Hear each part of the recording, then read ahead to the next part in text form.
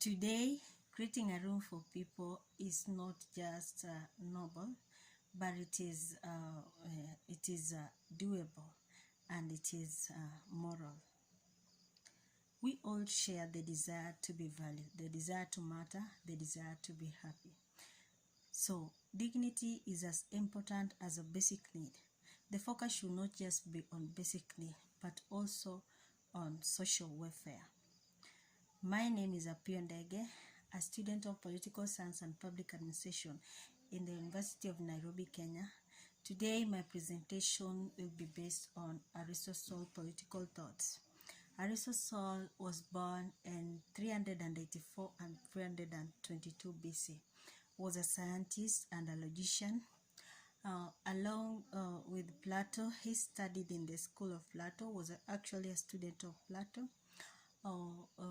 Though he's famously known in rejecting Plato's theory of forms. Aristotle, after Plato's death, he was invited by King Philip II of Macedon to go tutor his younger son Alexander the Great. Fortunately, after the death of King Philip II, with the much influence he had on his son Alexander the Great, he was able to conquer the Persian Empire, and there after his death, Aristotle fled back to Athens where he met his death. Aristotle's remarkable idea is on democracy. He talks about democracy, oligarchy, and tyranny. Aristotle talks about 3 cycles in government, where he says that these cycles, they begin from monarchy and ends up in anarchy. He defines democracy as a form of degenerated rule and calls the virtuous form constitutional politica that is often referred to as constitutional democracy. Though many of the philosophers did not agree with the aristocratic political thoughts, because they say that these cycles would lead to violence and turmoil. But Aristotle gave a number of options on how to spend part of these cycles, where he says that even in the minor changes in the constitution or the law, that they are bound to opposition, and the best form to spend part of this cycle was through democratical form of government, because he says that eventually these changes will translate to a complete transition. Aristotle says that judges are not supposed to take money. Judges and magistrates are not supposed to take money in order to make decisions. He says that the tenure of rulers is supposed to be made short in order to prevent these rulers from becoming despots.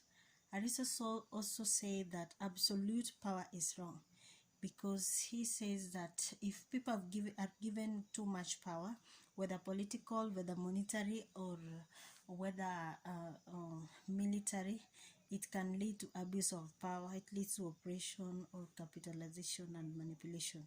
So he says that too much power is dangerous. Aristotle proposes a good society, and according to him, a good society is that society that has majority of the middle class. Not where too many people are rich or too many people are poor, but people should be average. That should be a good society to him. And he says that a politically stable community that is well administrated should constitute majority of the middle class. And education was equally important to him, where he says that people are supposed to be taught on the rule, on the laws, and the constitution, and even the history of the state, in order to endeavor to have a good government. That if people are aware of what's going on or what they intend to have, they would be informed and they would endeavor to have a good government.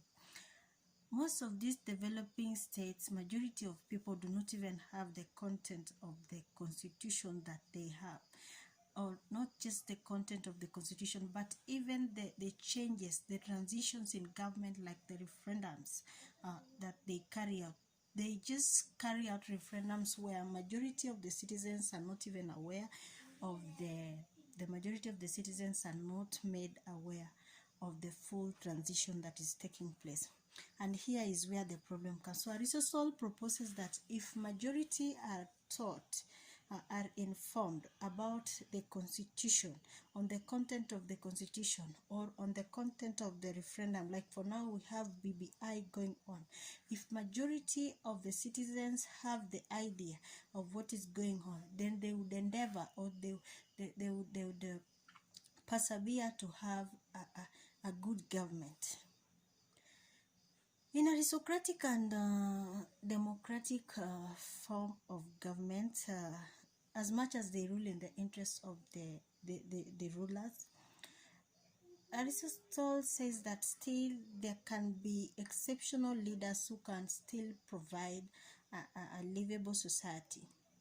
A livable society being that a society where majority of people can acquire good health, can acquire basic needs like food, shelter, education, water, a society that provides sanitation, good infrastructure, strong judicial systems of justice, a society that respects the rule of law and embraces constitutionalism, a society that maximizes on the internal markets and freezes the external markets in order to grow within. That would be a livable society. A society that embraces religion, a society that embraces the freedom of religion, a society that has good different right groups, a society that creates employment or alternative employments to its citizens. Those are some of the good characteristics of good societies, the livable society. So the basic concept here is that people are supposed to be allowed to exercise their authority or their rule through the voting process, like in the open council. But now some of the state members, they don't allow that democratic form of voting, where he says that anybody who would wish to run for an office of the state is at liberty to do so, regardless of the class where he or she may come from. And so today, when we want to relate aristocratic, where he talks about women in power, and for now we have the